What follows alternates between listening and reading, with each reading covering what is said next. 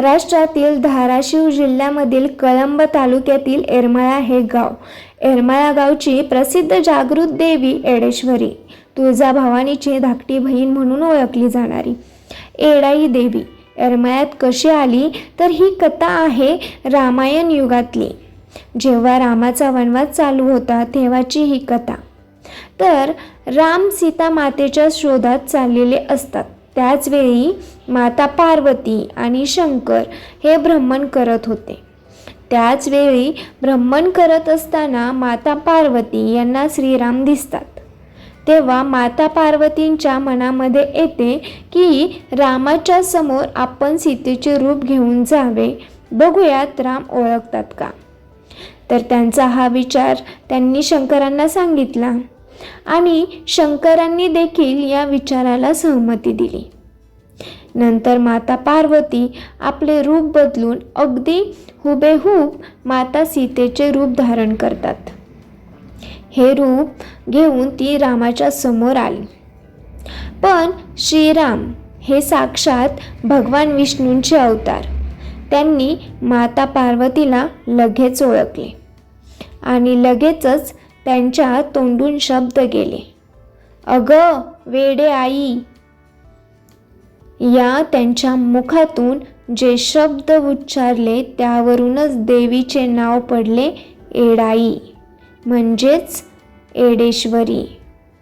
आणि तेव्हापासूनच येडाई माता येरमाळ्यामध्ये स्थापन झाली असे मानले जाते.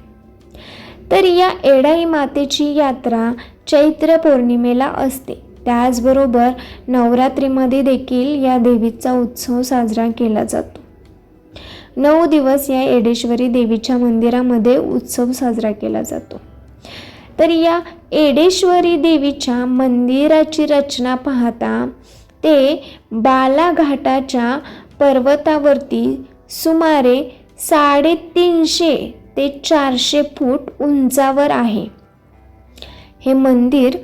तसेच वर जाण्यासाठी 400 ते 500 पायऱ्या आहेत आणि मंदिरातली जी मूर्ती आहे ती शेंदूर लेपन केलेली असून पितळी प्रभावळीत आहे. चैत्र पौर्णिमेला या देवीची पालखी निघते.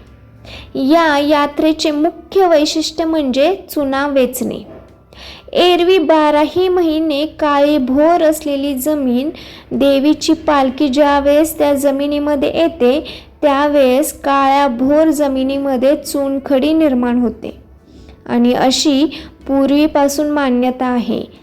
ही जी चुनखडी निर्माण होते ती चुनखडी वेचली जाते आणि त्याच्या राशी केल्या जातात आणि ज्यावेळेस पालखी मंदिरामध्ये परतते त्यानंतर ही जी वेचलेली चुनखडी आहे, राशी तयार केलेल्या आहेत, ती चुनखडी भाजून मंदिराला चुन्याने रंगवले जाते असे म्हटले जाते. येडेश्वरी माता ही एक जागृत देवस्थान मानले जाते. महाराष्ट्रातील तसेच महाराष्ट्राच्या बाहेरीलही भाविक येथे अगदी श्रद्धेने येतात आणि आपले मनोकामना पूर्ण करण्यासाठी देवीला विनंती करतात. काही भाविक येडेश्वरीला येडामाय या नावाने देखील बोलवतात. तर ही आहे छोटीशी कथा आणि येडेश्वरी देवीची माहिती.